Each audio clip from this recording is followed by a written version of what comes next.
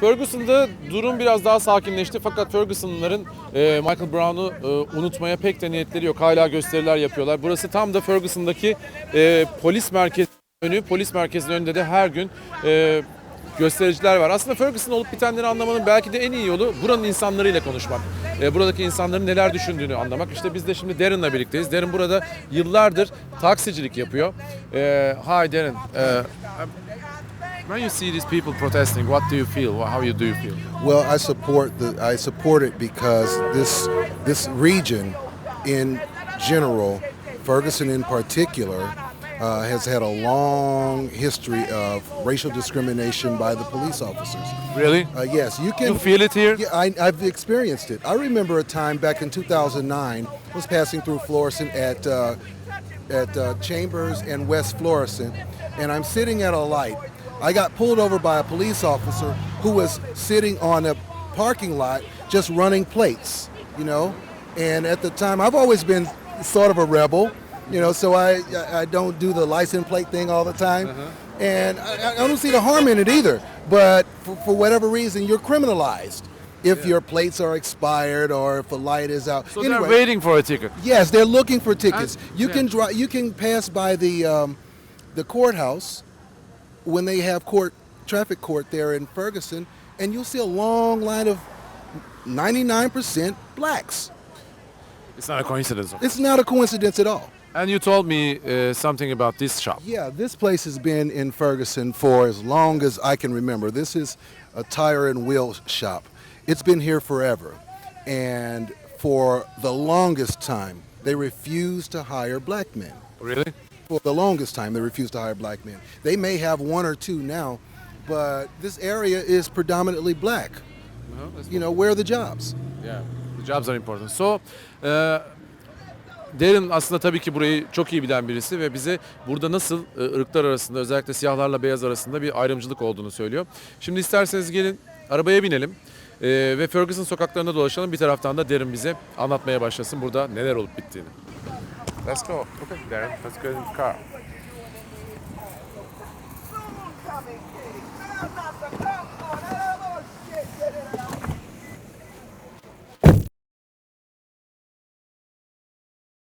Darren'la birlikte Ferguson'da dolaşmaya başladık. Aslında Ferguson'daki olayların arka planına baktığınızda bugün yaşananların hiç de öyle birden ortaya çıkmadığını anlıyorsunuz. Mesela şimdi siyahlarla beyazlar arasındaki yaşadıkları yerlerin bile çok farklı olduğu bir bölgeden geçiyoruz. Şimdi onu Darren'a soralım.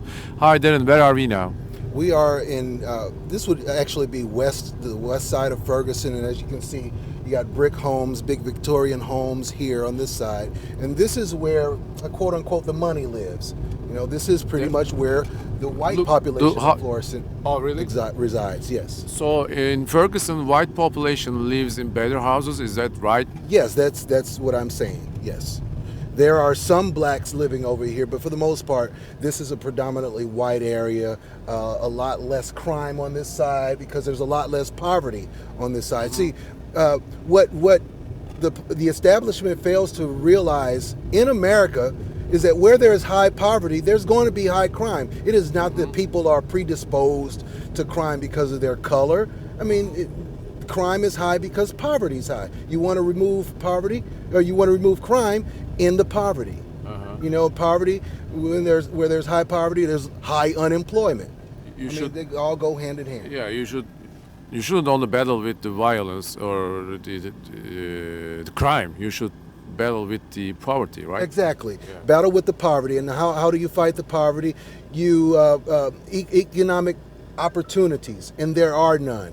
There are none, and they are constantly lying about the fact that the black population doesn't want to work. You know, where are these guys going to get jobs from? In Ferguson, I heard a stat last week on KMOX, a major radio station here, 50% of men ages 16 to 30 in Ferguson are unemployed. 50%. Yeah, 50? 50. Half of them. Half of them. Half of them are unemployed. Yes. So they're going to turn to the streets and sell marijuana to make a buck so they can have a living. I mean, it's simple economics. If there are no jobs, then they turn to crime. You know, and then they're quick to say, well, you're in America, start a business. Well, regulation is high, and sometimes it takes money to start a business. So how are they going to start a business if they have no cash? Yeah, and stop and let's go.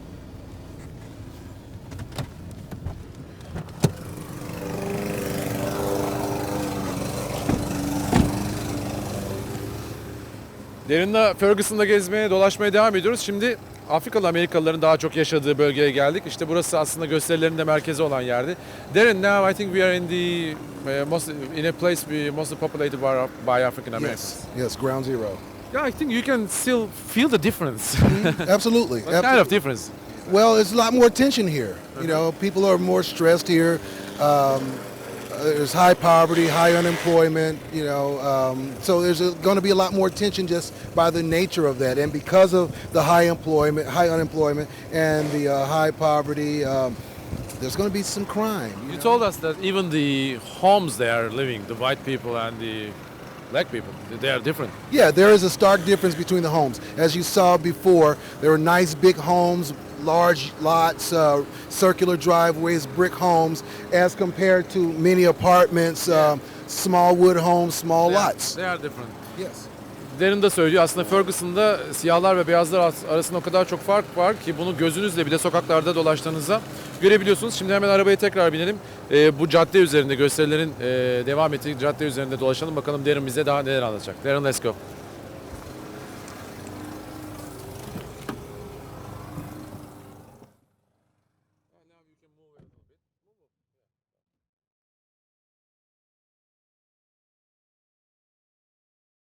Ferguson'da dolaştıkça aslında Ferguson'la ilgili, bu küçük güzel kasabayla ilgili daha çok şey öğreniyoruz ve aslında buradaki olayların nedenini de anlamaya başlıyoruz. İşte Darren bize anlatıyor taksicimiz.